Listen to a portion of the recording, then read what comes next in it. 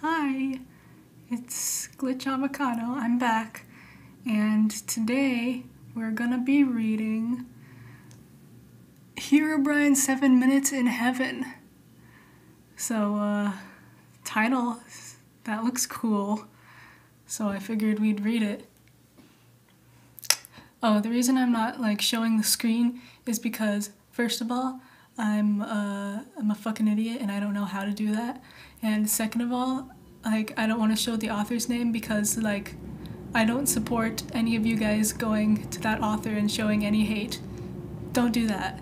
Don't. If you recognize this fanfiction, don't do that. No hate to any of the authors. Full support. Yeah. So, let's get started, shall we? Okay. My fingers traced over a piece of long, thin wood. It was pointed at the end. I paused for a moment, realizing it was an arrow, a broken one at that. I pulled it out carefully. My eye widened, seeing dark, dried blood on the tip and up the neck. Well, that's a red flag. In some point in time, it was lodged in someone or something. Definite red flag. Eek! I dropped the arrow and Splendor bent over and picked it up. What a strange object to put in for this game. He rolled it between his fingers, examining it. He took a moment to think of the possible pastas to be related to an arrow. Oh, this is, Herobrine. That's who this is. Whose this is. I felt someone staring at me from behind. A tall shadow cast over me. I tensed, hugging my elbows, turning my gaze up at my fate. His hair was brown and messy, light stubble on his jaw. He stood about 2 to 3 feet taller than me. 2 to 3 feet taller? Homie is 8 feet tall! Okay, I'm not 5 feet tall. I'm actually 5'5.5". Homie is 8.5 feet tall. No! That's some Slenderman shit. Under his teal shirt, he had a robust-looking figure. Oh my. Adrenaline began to rush through my body, preparing for a fight or possibly flight response. The way he glared at me with blank wide eyes intimidated me to no end. I sense chemistry, Splendor chimed. My face grew warm. Herobrine smiled. His sharp white teeth gleamed, making his smile ominous. Splendor herded the both of us into the closet, but by then I had calmed myself, knowing that I could scream for Splendor's help if needed. So, you like Minecraft? He asked, completely out of the blue. I blinked and paused for a moment. I did play sometimes, not a lot, but a death trap for zombies and spiders I were quite proud of. Okay. Yes, sometimes, I replied. He chuckled, cracking his knuckles. I gulped and backed fully against the wall. I could have whatever I wanted in that game, but a few things. He loomed over me, rubbing my sides, feeling my curves. Bitch, where? His now glowing eyes scanned over me. The women are just horrible. I like a woman with curves. Sweetie, you came to the wrong woman. I'm a fucking rectangle. I swear. Anywho, he licked his lips, leaning down, his lips barely touching my. The tips of his fingers dug into my hips, pulling me closer. I stood slightly on my toes, giving him a soft peck on the lips. His eyes half-lidded, he smiled and kissed back. His lips matched with my. He resumed his normal height. I pouted. He was teasing me.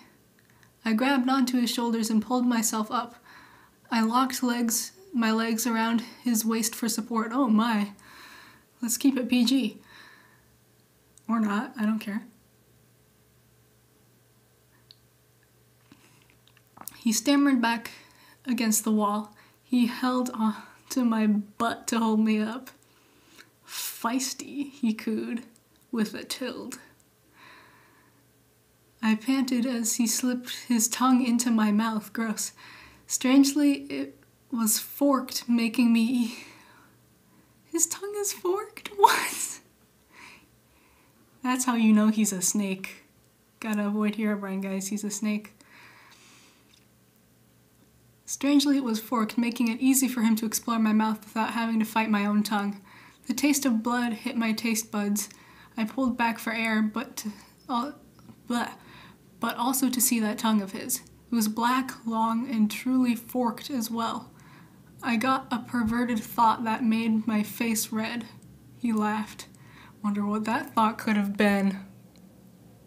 With that tongue. I saw that thought, dirty mind you got there, he snickered, taking the time to lick my cheek. He just gonna up and lick my cheek like that? Okay. Shut up. I crossed my arms across my chest, leaving him to fully support me.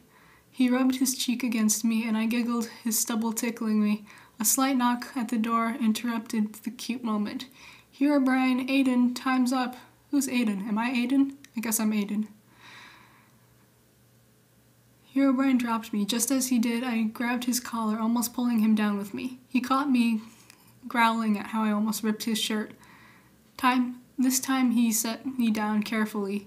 The door opened slowly, giving me time to adjust to the light.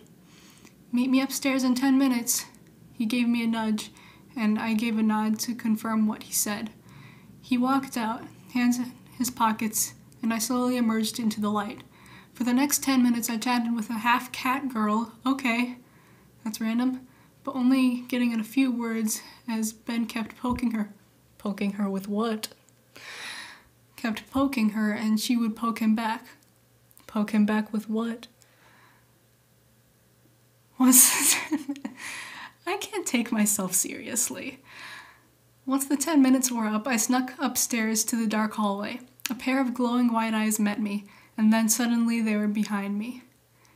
You know that thought you had? He whispered in my ear, sending shivers down my spine. I can make that dream come true. Tilde.